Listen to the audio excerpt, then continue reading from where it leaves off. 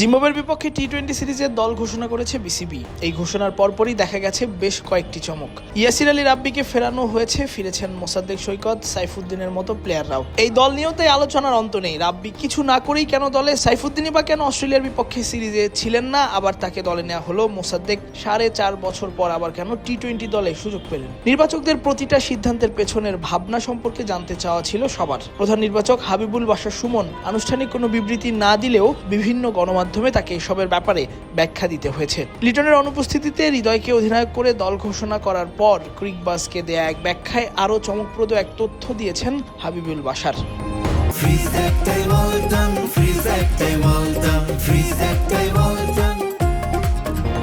জাতীয় দলের টি-20 ফরম্যাটের দলে অনেকদিন ধরেই নেই নাজমুল হোসেন শান্ত। গেল বছর এশিয়া কাপের পর সংযুক্ত আরব আমিরাতের বিপক্ষে সিরিজের পর থেকেই তাকে টি-20তে নেওয়া হয় না। কিন্তু বিপিএল এবং ঘরোয়া টি-20 টুর্নামেন্টগুলোতে শান্ত দারুণ করেছেন। বিপিএল এ 13 ম্যাচে 350-রও বেশি রান করা শান্তকে আবারও টি-20তে ফেরানোর পরিকল্পনা করছেন নির্বাচকরা। এরপরে টি-20 বিশ্বকাপের আগে আরও বেশ কয়েকটা সিরিজ খেলবে বাংলাদেশ। সুমন জানিয়েছেন, জিম্বাবুয়ে সিরিজে শান্তকে নিতে না পারলেও পরের সিরিজে তারা শান্তকে অবশ্যই বাজিয়ে দেখতে চান।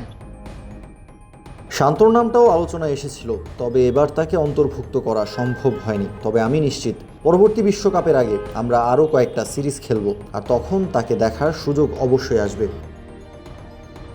ইয়াসির আলী রাব্বি, সাইফুদ্দিন এবং মোসাদ্দেককে দলে অন্তর্ভুক্তির ব্যাখ্যায় রাব্বিকে একজন বড় শট খেলার সামর্থ্যবান ক্রিকেটার হিসেবে বিবেচনায় দলে নেয়া, পেস বোলিং অলরাউন্ডার ভাবনায় সাইফুদ্দিন এবং শামীমের অফ ফর্ম বাদ পড়ার পেছনে কারণ বলে জানিয়েছেন এই নির্বাচক।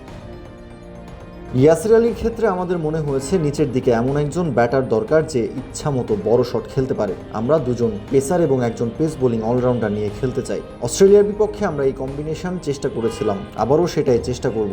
তাই সেখানেই সাইফুদ্দিনের ভূমিকা আসে। শামীম তার শেষ 9-10 ইনিংসে রান করতে পারেনি, তাই তাকে কিছুটা বিরতি দিচ্ছি যেন সে নিজের ফর্মটা আবার ফিরে পায়। তাসফিক পলক, ক্রিক ফ্রেন্জি।